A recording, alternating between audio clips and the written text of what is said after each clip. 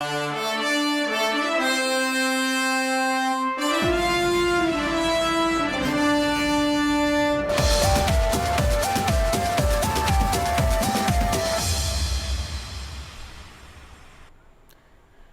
बहुत स्वागत है आपका। मैं हूं आपके साथ नेहा दुबे। बुलेटिन की शुरुआत करते हैं ईद की खबर के साथ। देश भर में ईद काफी ही ज्यादा धूमधाम के साथ मनाई गई। बता दें आपको कि आज ईद का त्योहार मनाया जा रहा है और मस्जिदों में मुस्लिम समाज के लोगों ने नमाज अदा की और इस मौके पर लोगों एक दूसरे के गले मिलकर एक दूसरे को बधाई दी। रविवार को ईद का चांद दिखने के बाद से ही लोगों का अंदर हर्षोल्लास का माहौल था।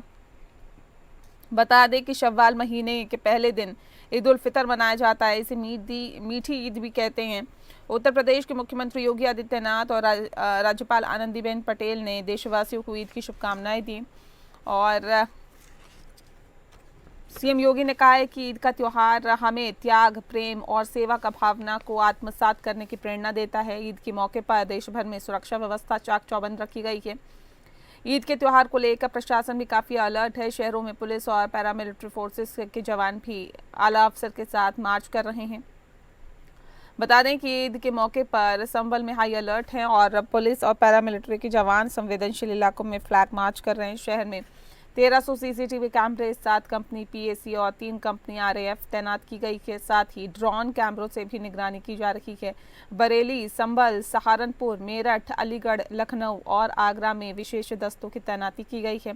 इस बीच मेरठ में ईद की नमाज के बाद मुस्लिमों ने एक पोस्टर लहराया। पोस्टर पर लिखा था, सड़कों पर सिर्फ मुस्लिम नमाज नहीं पढ़ते। वहीं ईद की नमाज के बाद जनपद सहारनपुर में फिलिस्तीन का झंडा फहराया गया। नमाजियों ने वक्फ संशोधन बिल को लेकर हाथ पर काली पट्टी बांधी हुई थी और इस दौरान फिलिस्तीन जिंदाबाद के नारे भी लगाए गए। आनंद सिंह ज्यादा जानकारी के साथ विशेष संवाददाता सीधे फोन लाइन पे जुड़ गए हैं। आनंद, ईद की नमाज जो है वो अदा की गई और उसके साथ साथ बताया जा रहा है कि कहीं जगह पर सहारनपुर जैसी जगह पर ही फिलिस्तीन का झंडा लहराया गया। क्या कुछ जानकारी है आपके पास? जी बिल्कुल नेहा, देखिए आज ईद के मौके पर जब नमाज अदा की गई तो तमाम लगभग पूरे उत्तर प्रदेश में स्थिति शांतिप्रिय रही है। अगर घटनाओं को छोड़ दे जिसका आपने जिक्र किया, सहारनपुर में फिलिस्तीन का झंडा वहां पर कुछ जो युवक थे उन्होंने जरूर लहराया है और जिसमें उनका ये कहना था कि फिलिस्तीन में इजराइल और अमेरिका जो कर रहे हैं वो गलत है, वहां पर मुसलमानों के साथ ज्यादती हो रही है। इसको लेकर उन्होंने अपना विरोध प्रदर्शन वहां पर किया। इसके अलावा अगर आप देखें तो मेरठ में एक घटना हुई नया, जहाँ पर मुस्लिम समुदाय के दो पक्ष आपस में किसी बात को लेकर भिड़ गए। सहारनपुर की अगर हम बात करें तो वहां पर स्थिति ये आप कह सकते हैं कि भीड़ बहुत ही अधिक थी और एक तरह से आप क्योंकि पुलिस की चौकन्नी थी, पुलिस ने पूरी सतर्कता रखी, इसलिए कुछ अगर घटनाओं को छोड़ दें तो लगभग अभी तक स्थिति सामान्य रही है। संभल, जहां पर सबसे अधिक लोगों का ध्यान था, जिस संभल पर 10 कंपनियों की वहां पर तैनाती की गई थी सुरक्षा के लिहाज से, और वहां पर भी स्थिति आप बिल्कुल एक तरह से आप कह सकती हैं कि सामान्य रही है। वाराणसी में जामा मस्जिद जहाँ पर है, जहाँ भीड़ बहुत अधिक हो गई, काफी अधिक भीड़ हो गई, लोगों को सीढ़ियों पर बैठ कर नमाज पढ़नी पड़ी। मुरादाबाद में एक विरोध जरूर देखने को मिला, जहाँ पर नमाजी जो थे उनकी ये शिकायत थी कि भीड़ अधिक है और उन्हें जगह नहीं मिल रही है। उसको देखते हुए तब पुलिस चूंकि वहाँ पर सतर्क थी तो जो लोग छूट गए थे उनको दोबारा से वहाँ पर नमाज पढ़वाई गई। तो आप ये कह सकती हैं कि जो मुख्यमंत्री योगी आदित्यनाथ ने निर्देश दिए थे कि जो त्योहार हैं उनमें किसी तरह की हीला हवाली न बरती जाए, पूरी सतर्कता बरती जाए, उसका ख्याल रखा गया है, उसका कानून व्यवस्था का पालन कराया गया है। हालांकि छोटी घटनाएं जरूर देखने को मिली। बहुत शुक्रिया आपका आनंद, तमाम जानकारी हम तक पहुंचाने के लिए। और सहारनपुर से हमारे साथ हमारे संवाददाता सुबोध सीधे फोन लाइन पे जुड़ गए हैं। सुबोध, जानना चाहेंगे कि देखिए इस बीच बताया जा रहा है कि मेरठ में ईद नमाज के बाद मुस्लिमों ने एक पोस्टर लहराया, लेकिन सहारनपुर में फिलिस्तीन के झंडे लहराए गए और फिलिस्तीन जिंदाबाद के नारे भी लगाए गए। क्या जानकारी है आपके पास सुबोध?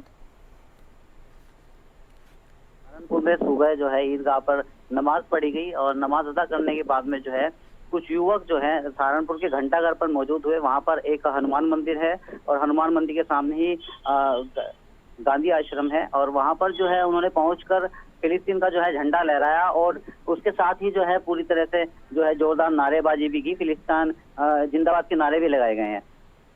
जी ठीक है, बहुत शुक्रिया आपका सुबोध, तमाम जानकारी हम तक पहुंचाने के लिए। राजन हमारे साथ मेरठ से फोन लाइन पे जुड़ गए हैं। राजन, जानकारी मिल रही है कि मेरठ में भी जो पोस्टर है वो नमाज अदा करने के बाद लहराया गया। किस चीज़ का पोस्टर था, क्या कुछ जानकारी अभी तक निकल के सामने आई है? इस पे क्या लिखा हुआ था? हाँ नेहा, देखिए बिल्कुल, जब मेरठ में ईद उल फितर की जो नमाज है वो अदा की जा रही थी, उस अदा करने के बाद में जो नमाजी हैं यानी मुस्लिम समुदाय के जो नमाजी थे वो बाहर निकले और एक पोस्टर हाथ में उन्होंने लहराते हुए वो सड़कों पर नजर आए, जिसमें लिखा था कि सिर्फ मुस्लिम नमाज नहीं पढ़ते बल्कि हिंदू होली सड़कों पर मनाता है, शिवरात्रि सड़कों पर मनाई जाती है, कावड़िया सड़क पर निकलते हैं और राम नवमी यात्रा सड़क पर करते हैं। दिवाली और गणेश चतुर्थी का भी हवाला देते हुए उसमें लाइन लिखी गई थी कि दिवाली पर पटाखे और गणेश चतुर्थी भी सड़कों पर मनाई जाती है। तो ईद को देखते हुए जो पुलिस भारी बल तैनात किया गया था वो कहीं ना कहीं इस पूरे मामले में लापरवाही बिल्कुल नजर आई है। एक बड़ा माहौल बिगाड़ने का प्रयास जो है मुस्लिम समुदाय की तरफ से किया गया था, लेकिन पुलिस अधिकारियों की सूझबूझ से ये मामला टला, क्योंकि मुस्लिम समुदाय के अंदर पुलिस और प्रशासन को लेकर बहुत ज्यादा विरोध है। क्योंकि कहीं ना कहीं जो पुलिस अधिकारियों का बयान सामने आया था कि यदि सड़कों पर नमाज अदा की जाएगी तो मुस्लिमों पर पुलिस कार्रवाई के साथ साथ उनका पासपोर्ट और उनका लाइसेंस ये निरस्त करने का भी काम किया जाएगा। तो कहीं ना कहीं इन सब चीजों को लेकर मुस्लिम समुदाय जो है बेहद गुस्से में था पुलिस के इस बयान को लेकर। तो यही बैनर लहराते हुए पुलिस ने एक मैसेज देने का काम किया, जो अपने अंदर गुस्सा उनका था वो कहीं ना कहीं सड़कों पर निकल के वो फूटा। वही इस मामले को हंगामा कर रहे थे कुछ मुस्लिम युवक, उन्हें पुलिस ने सूझबूझ से उन्हें समझाया और समझाने के बाद में माहौल को शांत कराया गया। ईद को देखते हुए भारी पुलिस बल मेरठ में तैनात किया गया था। जगह जगह चप्पे चप्पे पर पुलिस चेकिंग कर रही थी। संवेदनशील इलाकों पर ड्रोन से भी निगरानी की जा रही थी, क्योंकि बेहद गंभीर दिन था आज। और ऐसे में पुलिस ने पीस पार्टी के जो पदाधिकारी हैं, मुस्लिम समुदाय के जो वरिष्ठ लोग हैं, उनसे बैठकर ईद के त्योहार से पहले ही उन्होंने बातचीत कर ली थी कि किसी भी तरीके से ये जो त्योहार है वो शांतिपूर्ण तरीके से निभाया जाए, क्योंकि भाईचारे का त्योहार है। किसी प्रकार की कोई जो अराजक तत्व है वो फैलाने की कोशिश न करे जिससे माहौल बिगाड़ने का काम किया जाए। तो पुलिस और प्रशासन के जो आला अधिकारी हैं वो सड़कों पर उतरे हुए थे और लगातार इस चीज की मॉनिटरिंग की जा रही थी कि किसी भी इलाके में ऐसा माहौल बिगाड़ने का काम न किया जाए। लेकिन जो अधिकारी मौके पर तैनात थे उन्होंने माइक से अनाउंसमेंट करते हुए सभी को शांत कराया, सभी की बातों को सुना और सभी को समझाने का प्रयास किया। तो कहा जा सकता है कि मेरठ में पुलिस और प्रशासन की जो सूझबूझ है वो एक बार फिर काम आई है और आज जो ईद की नमाज जो है वो सकुशल संपन्न रहा है पर्व और बहुत अच्छे से मनाया गया। जी बिल्कुल, पुलिस और प्रशासन तो अपनी सूझबूझ दिखा रहा है, लेकिन एक खास वर्ग क्या सूझबूझ दिखा रहा है ये एक बड़ा सवाल है। चरण सिंह हमारे संवाददाता संभल से हमारे साथ जुड़ गए हैं। चरण सिंह, जानना चाहेंगे आपसे, संभल में भी बताया जा रहा है कि आरएएफ की कंपनी तैनात कर दी, पीएसी की कंपनी तैनात की है और तकरीबन 1300 सीसीटीवी कैमरों से निगरानी रखी गई, 7 कंपनियां तैनात की गई। क्या हालात बहुत शांति वाले अभी हैं वहां पर, या फिर किसी तरह की कोई हलचल उधर भी दिखाई दी?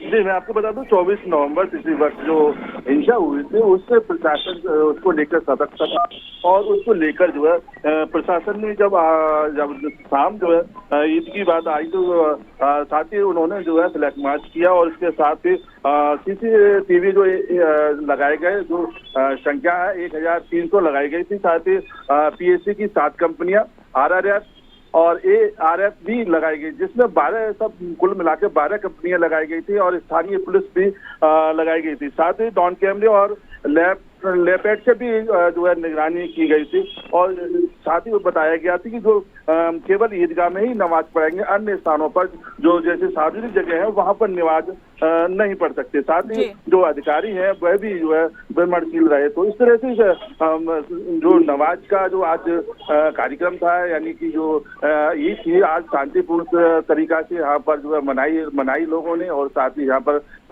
जिला प्रशासन की तरफ से पूरी व्यवस्था रही। जी, बहुत शुक्रिया आपका चरण, तमाम जानकारी हम तक पहुंचाने के लिए। राजन, आपका भी बहुत बहुत शुक्रिया तमाम अपडेट हम तक पहुंचाने के लिए।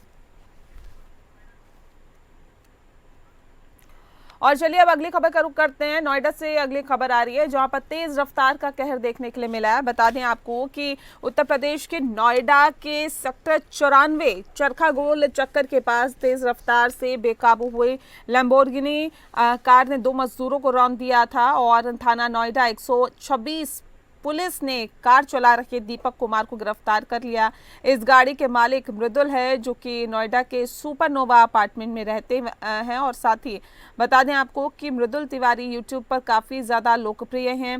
वो इस गाड़ी को बेचना चाह रहे थे। 23 वर्षीय कार ब्रोकर दीपक इसे खरीदने के लिए आया हुआ था और टेस्ट ड्राइव लेते समय यह हादसा हो गया।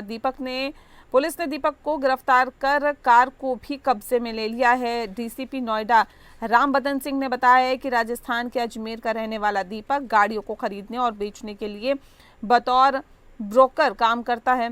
इस एक्सीडेंट में घायल हुए मजदूर डिजेन रविदास और रंभू कुमार, जिनके पैर में चोट आई थी, दोनों की स्थिति खतरे से बाहर है। थाना सेक्टर 126 पुलिस द्वारा मुकदमा दर्ज कर कार्रवाई की जा रही है। पी रजत ज्यादा जानकारी के साथ सीधे हमारे साथ जुड़ गए हमारे संवाददाता। पी रजत, क्या जानकारी है आपके पास और फिलहाल जो घायल है उनकी स्थिति कैसी है? पुलिस का क्या कुछ कहना है इस पूरे मसले पर? देखिए, बिल्कुल नेहा, जिस तरीके से एक्सीडेंट हुआ, बहुत भीषण एक्सीडेंट हुआ है, जिसमें 2 से 3 मजदूर थे जो बैठे हुए, जिसको ये जो हाई स्पीड गाड़ी आती जिसका नाम लैम्बोर्गिनी है, और ये कार चालक उन्हें रौंद देता है। वहीं पर चीख पुकार मच जाती है। जो आसपास के लोग थे वो मौके पर पहुंचते हैं, पुलिस को सूचना दी गई है। जो चालक था वो मौके से ही हिरासत में ले लिया गया है।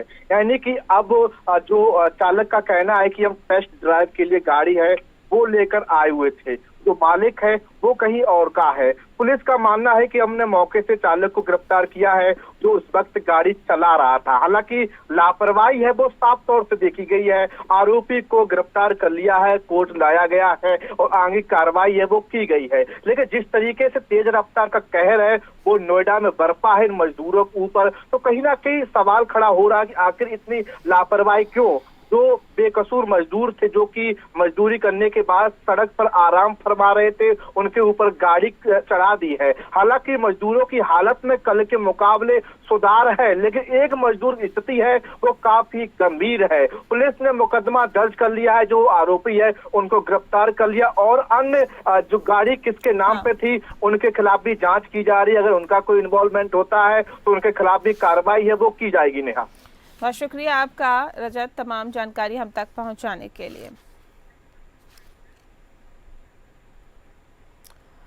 और अगली खबर का रुख करते, बुंदेलखंड के महोबा में भी तेज रफ्तार का कहर देखने के लिए मिला है और आज फिर एक तेज रफ्तार बेकाबू ट्रक ने बाइक सवार मजदूर को रौंद दिया। हादसे में मजदूर की मौके पर ही दर्दनाक मौत हो गई। दरअसल घटना शहर कोतवाली कस्बा क्षेत्र के कानपुर सागर हाईवे स्थित साहू पेट्रोल पंप के पास की है, जहां पर डढ़हत माफ गांव के रहने वाले 22 वर्षीय मंजू बाइक में सवार होकर मजदूरी करने जिला मुख्यालय आ रहा था। जैसे ही बाइक कानपुर सागर हाईवे स्थित साहू पेट्रोल पंप के पास पहुंची, तभी तेज रफ्तार ट्रक ने अनियंत्रित होकर बाइक सवार को रौंद दिया।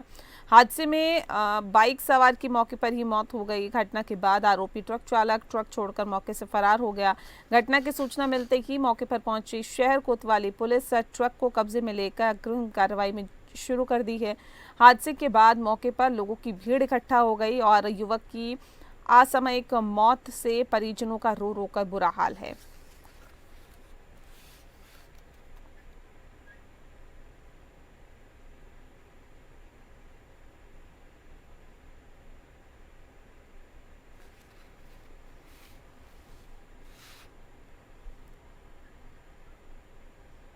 अगली खबर का रुख करते हैं। बदायूं के थाना बिनावर क्षेत्र में ग्राम प्रधान को गोली मारकर घायल कर दिया है। बता दें आपको कि उनकी ग्राम पंचायत सहायक से पुरानी रंजिश चल रही है और सुबह झगड़ा हुआ, जिसमें ग्राम प्रधान को कुछ महिलाओं और गांव के लोगों ने घेर कर ईंट पत्थर मारकर घायल कर दिया। ग्राम प्रधान शादी के कार्ड बांट रहा था, तभी पंचायत सहायक ने ग्राम प्रधान मोहम्मद फहीम को गोली मार दी, जिससे वे गंभीर रूप से घायल हो गया। घायल प्रधान को जिला अस्पताल में भर्ती कराया गया, जहां उनका इलाज चल रहा है। उनकी हालत गंभीर बनी हुई है। वहीं दूसरे पक्ष के लोग भी घायल हुए हैं, जिनका जिला अस्पताल में मेडिकल परीक्षण कराया गया है।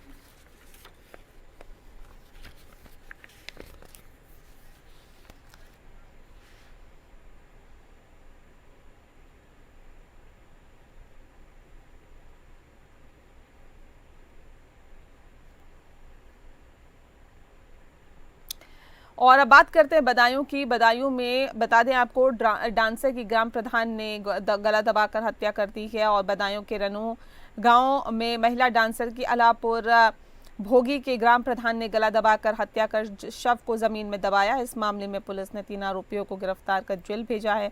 बदायूं के थाना सिविल लाइंस क्षेत्र के जहानाबाद गालमपट्टी गांव की रहने वाली 24 वर्षीय मुस्कान डांस कर अपना जीवन यापन करती थी। उसकी थाना उझानी क्षेत्र के अलापुर भोगी गांव के रहने वाले ग्राम प्रधान रिजवान से दोस्ती हो गई और फिर दोनों ने शादी कर ली। ग्राम प्रधान रिजवान की एक शादी पहले हो चुकी है, जिससे उसके बच्चे भी हैं।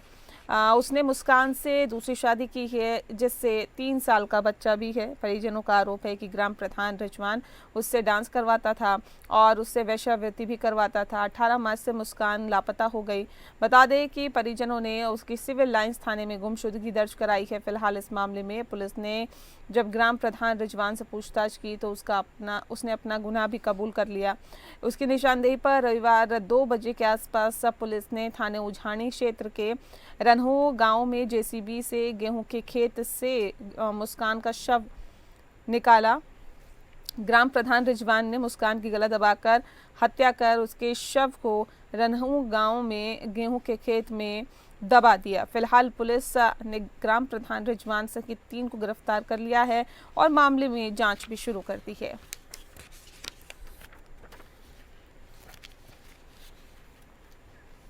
अगली खबर का रुख करते हैं। अगली खबर महोबा से आ रही है, जहां पर एक किशोरी ने फांसी लगाकर अपनी जान दे दी है। बुंदेलखंड के महोबा जिले के पड़ोसी दबंग की छेड़छाड़ से परेशान होकर नाबालिग ने अपने ही घर में फांसी लगाकर अपनी जीवन लीला को समाप्त कर लिया है। किशोरी को फांसी से लटका देख परिजनों में हड़कंप मच गया और घटना की सूचना पर पहुंची पुलिस ने मृतका के शव का पंचनामा भरकर पोस्टमार्टम के लिए भिजवा दिया और अग्रिम कार्रवाई शुरू कर दी।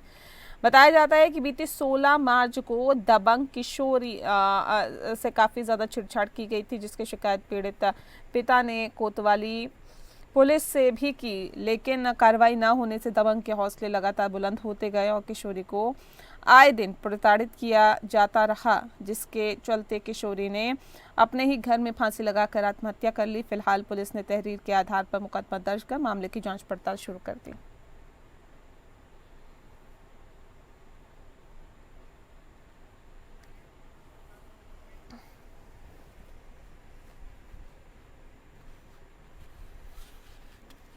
अगली खबर का रुख करता है प्रतापगढ़ से। अगली खबर आ रही है, प्रतापगढ़ में एक दलित लड़की से गैंग रेप और हत्या का मामला सामने आया है। प्रतापगढ़ के निजी हॉस्पिटल में दलित लड़की की हत्या और गैंग रेप के मामले में एसपी डॉक्टर अनिल कुमार ने प्रेस वार्ता कर मामले का खुलासा किया। मामले में अस्पताल का डॉक्टर, वार्ड बॉय समेत 3 अस्पताल कर्मियों को गिरफ्तार किया गया है। वार्ड बॉय से प्रेम प्रसंग के चलते दलित लड़की ने अस्पताल में जहर खाया था और मृतक लड़की वार्ड बॉय शहबाज से शादी करने के लिए दबाव बना रही थी। शादी से मना करने पर अस्पताल में दलित लड़की ने जहर खा लिया था और डॉक्टर, मैनेजर और प्रेमी वार्ड बॉय ने पुलिस से घटना और साक्ष्य छुपाया था। 27 मार्च को निजी अस्पताल में दलित लड़की की मौत हो गई थी। परिजनों ने हत्या और गैंग रेप का आरोप लगाया था। पुलिस ने डॉक्टर, वार्ड बॉय समेत 6 अस्पताल कर्मी पर गैंग रेप और हत्या का मुकदमा दर्ज कर लिया था। परिजनों ने अगले दिन तहरीर देके दुष्कर्म और हत्या का आरोप लगाया था। इस संबंध में पुलिस ने सघन जांच करते हुए इलेक्ट्रॉनिक साक्ष्य, वैज्ञानिक साक्ष्य और परिस्थितिजन्य साक्ष्य और विटनेसेस के आधार पे जांच करते हुए 3 आरोपियों को आज गिरफ्तार करके जेल भेजा है। इस प्रकरण में अभी तक की जांच से ये तथ्य सामने आया है कि जो मृतका थी उसका सहकर्मी शहबाज उसको झांसा देकर उसके साथ दुष्कर्म किया और उसके बाद शादी की बात जब वो करने लगी तो उसे प्रताड़ित किया और इन्हीं परिस्थितियों से परेशान होकर जो पीड़िता थी उसने जहर खा लिया। उसके पश्चात जो अस्पताल प्रबंधन था उन्होंने और शहबाज ने मिलके इन साक्ष्यों को और इन तथ्यों को छुपाने का प्रयास किया और जो बच्ची का शव था वो बच्ची की माताजी के साथ किसी बड़े अस्पताल में ले जाने के आश्वासन देकर और उसके घर पे ये लोग छोड़ आए। वहीं विंध्याचल धाम में कांग्रेस के वरिष्ठ नेता प्रमोद तिवारी ने नवरात्रि के पहले दिन माता विंध्यवासिनी का दर्शन पूजन किया। उन्होंने बताया कि मां के धाम में करीब 40 से 50 वर्षों से दर्शन पूजन करने आ रहे हैं। मां की कृपा से यहां आना हो पाता है। जब तक मां बुलाएगी तब तक वह हाजिरी लगाने आते रहेंगे। परिवार और देश की खुशहाली, एकता, अखंडता के लिए आशीर्वाद मांगा। इस दौरान कांग्रेस के वरिष्ठ नेता प्रमोद तिवारी ने भाजपा पर तीखा प्रहार करते हुए कहा कि भाजपा की हालत चिराग के खत्म हो रहे तेल की तरह हो गई है। उन्होंने कहा कि भाजपा कब्र और मस्जिद में घुस गई है, वह मीट और कपड़ों में भी घुस गई है। आज उसके पास बताने को कुछ नहीं है। महंगाई कैसे कम होगी, बेरोजगारी कैसे रुकेगी, कहाँ है ट्रम्प कार्ड रहा है। और साथ ही उन्होंने कहा कि हमें अपना हित नहीं दिख रहा है। भारतीय बच्चों को अमेरिका, ऑस्ट्रेलिया और कनाडा से निकाला जा रहा है, उसके बारे में सरकार को ध्यान नहीं है। भाजपा ध्यान हटाने के लिए कहीं मीट की दुकान, कहीं कब्र की बातें कर रही है। आज औरंगजेब पर चर्चा हो रही है। औरंगजेब इतने प्रिय हो गया है और उन्होंने कहा कि हमने कहा राणा सांगा हमारा हीरो है, लेकिन इसके बावजूद एक सांसद के खिलाफ उसके घर पर हमला किया गया।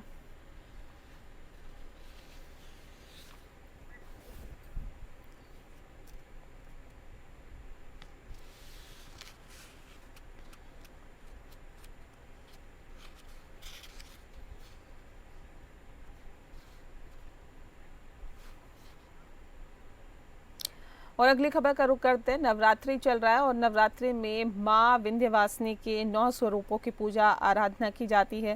पहले दिन हिमालय की पुत्री पार्वती अर्थात शैलपुत्री के रूप में मां का पूजन करने का विधान है, तो वहीं दूसरे दिन ब्रह्मचारिणी के रूप में पूजन किया जाता है।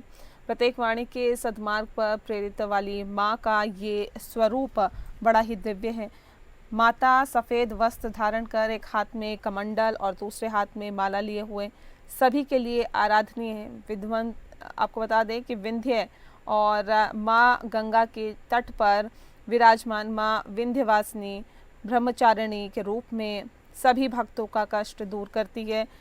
अनादिकाल से आस्था का केंद्र है। विंध्याचल में विंध्या पर्वत और पवन पावनी माँ भागीरथी के संगम तट पर विराजमान माँ विंध्यवासिनी का दूसरे दिन ब्रह्मचारिणी के रूप में पूजन और अर्चन किया जाता है। विंध्य क्षेत्र में माँ को विंध्यवासिनी अर्थात विंध्यवासिनी के नाम से भक्तों के कष्टों को दूर करने वाला माना जाता है। माता विंध्यवासिनी दर्शन करने के लिए भक्तों का तांता लगा रहता है और ऐसे में आदि शक्ति माँ विंध्यवासिनी के दर्शन के लिए भक्त पिछले कई सालों से आते रहे हैं। दूर दराज से आने वाले बहुत से भक्त नवरात्र तक विंध्याचल क्षेत्र में ही निवास कर माँ की आराधना पूरे तन मन से करते हैं, जिससे प्रसन्न होकर माँ उनकी सभी मुरादें पूरी करती है।